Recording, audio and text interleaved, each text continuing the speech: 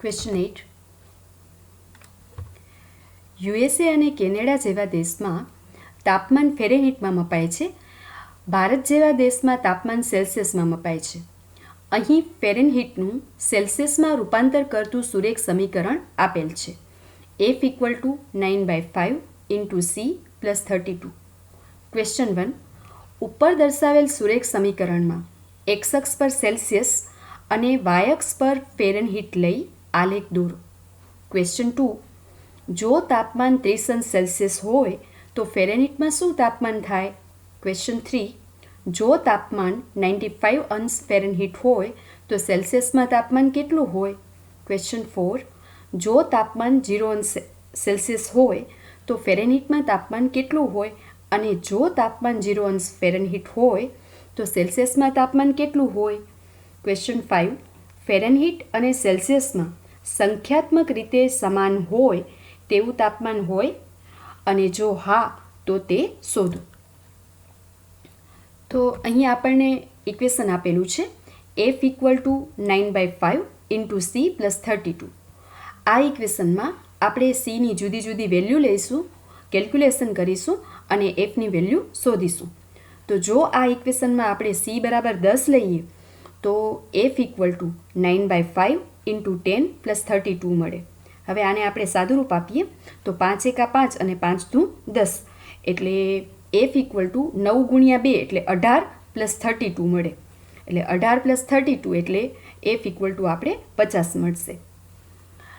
હવે જો આ ઇક્વેશનમાં આપણે C = 50 લઈએ તો F = 9/5 × 50 + 32 મળે. હવે 5 × 5 ને 5 × 10 એટલે 50 થાય. એટલે F = 9 × 10 એટલે 90 + 32 મળશે આપણે. અને 90 + 32 એટલે 122 મળશે. ચાલો પછી આ ઇક્વેશનમાં આપણે C = 90 લઈએ તો F = 9/5 × 90 + 32 મળે. હવે આને સાદુરૂપ આપીએ તો 5 × 5 ને 18 × 5 કરીએ એટલે 90 મળે આપણે. બરાબર. તો 18 × 9 એટલે 162 + 32 એટલે F = આપણને 194 મળશે. જેને આપણે કોષ્ટકના સ્વરૂપમાં આ રીતે લખી શકીએ કે જ્યારે C = 10 છે ત્યારે F = 50 છે. C = જ્યારે 50 છે ત્યારે F = 122 છે. C = 90 છે ત્યારે F = 194 છે. હવે ગ્રાફ લઈએ તો જુઓ મિત્રો, જ્યારે આપણે ગ્રાફ દર્શાવીએ ને ત્યારે એક્સ અક્ષ ઉપર અને વાય અક્ષ ઉપર જે ચલ લઈએ તે પહેલાં જાણી લઈએ. તો જુઓ અહીંયા એક્સ અક્ષ ઉપર આપણે સેલ્સિયસ અને વાય અક્ષ ઉપર ફેરેનહીટ લઈશું. બરાબર ને? સૂચના આપણે આ પ્રમાણે આપી છે એટલા માટે. તો આ બિંદુ જે છે 10, 50 એને આપણે ગ્રાફમાં દર્શાવીએ તો 10 છે ને એને આપણે એક્સ અક્ષ ઉપર લઈશું આપેલી સૂચના મુજબ અને 50ને આપણે વાય અક્ષ ઉપર લઈશું. તો 10 આપણને અહીંયા મળે, એક્સ અક્ષ ઉપર 10 અહીંયા મળશે. એને 50 સુધી લંબાવીએ તો આ બિંદુ છે એના યામ આપણને 10, 50 મળે. બરાબર. એ રીતે 50 અને 122 તો એક્સ અક્ષ ઉપર 50 અહીંયા મળશે.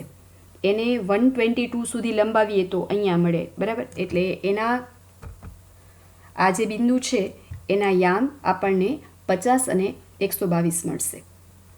ચાલો એ રીતે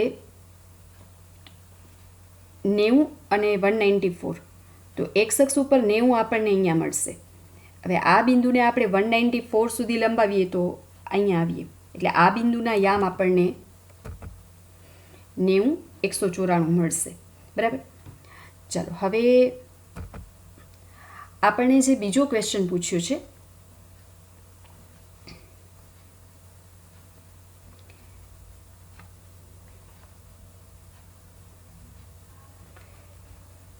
C = જ્યારે 30 હોય ત્યારે ફેરનહીટમાં તાપમાન શું થાય?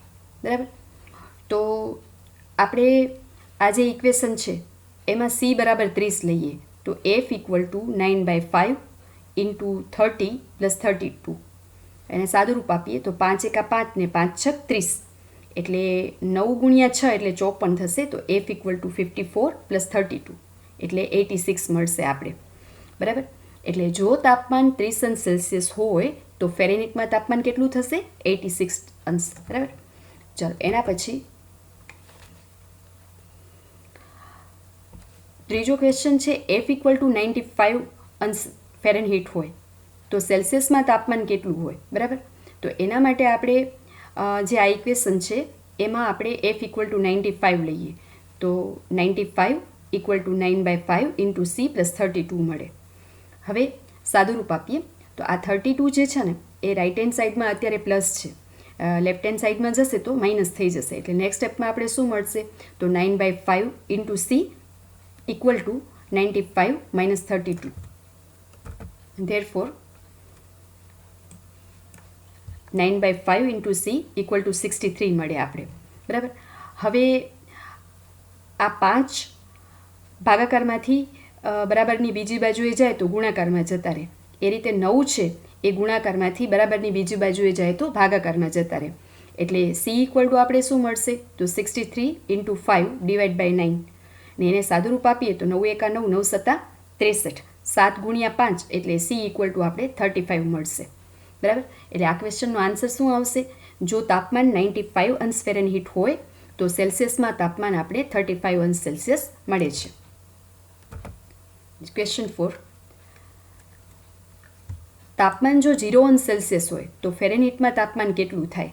તો આ ઇક્વેશનમાં આપણે C ઇક્વલ ટુ 0 લઈએ તો F equal two 9/5 into 0 plus 32 મળે.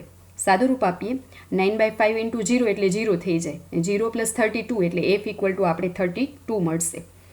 હવે જો તાપમાન 0 અંશ ફેરનહીટ હોય, બરાબર, તો આ ઇક્વેશનમાં આપણે F ઇક્વલ ટુ 0 લઈશું તો આપણને 0 equal to 9/5 into C plus 32 મળે. હવે 32 છે એ અત્યારે રાઇટ હેન્ડ સાઈડમાં પ્લસ છે, લેફ્ટ હેન્ડ સાઈડમાં જશે તો માઇનસ થઈ જશે. એટલે નેક્સ્ટ સ્ટેપમાં આપણે 9/5 into C equal to minus 32 મળે. હવે આપણે Cની વેલ્યુ શોધવાની છે તો આ 9 અને 5 છે એને બરાબરની બીજી બાજુએ લઈ જઈએ તો નેક્સ્ટ સ્ટેપમાં આપણે C equal to minus 160 divide by 9 મળે. ચલો હવે ક્વેશ્ચન 5. ફેરનહીટ અને સેલ્સિયસમાં સંખ્યાત્મક રીતે સમાન હોય તેવું તાપમાન હોય? જો હા તો તે શોધો.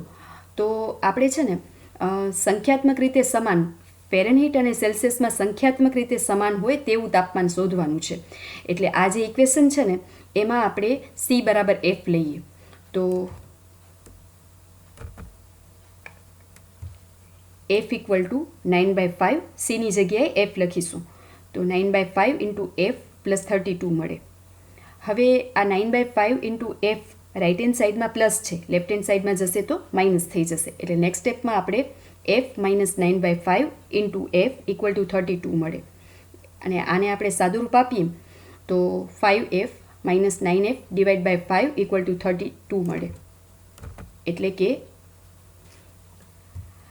5F માઇનસ 9F એટલે માઇનસ 4F થઈ જાય અને આ 5 છે એ ભાગાકારમાંથી ગુણાકારમાં જતા રહેશે. એટલે 32 ઇન્ટુ 5 એટલે 160 મળશે આપણે. એ રીતે F ઇક્વલ ટુ આ માઇનસ 4 છે એ અત્યારે F સાથે મલ્ટિપ્લિકેશનની ક્રિયામાં છે, બરાબરની બીજી બાજુએ જાય તો ડિવિઝનમાં જતું રહેશે. એટલે F equal to 160 divide by minus 4 થાય એટલે F ઇક્વલ ટુ માઇનસ 40 મળશે. બરાબર. એટલે C બરાબર F બરાબર આપણે માઇનસ 40 અંશ મળે. બરાબર. એટલે સંખ્યાત્મક રીતે સમાન હોય એવું માપ આપણને આ મળે છે. C equal two F equal to minus 40.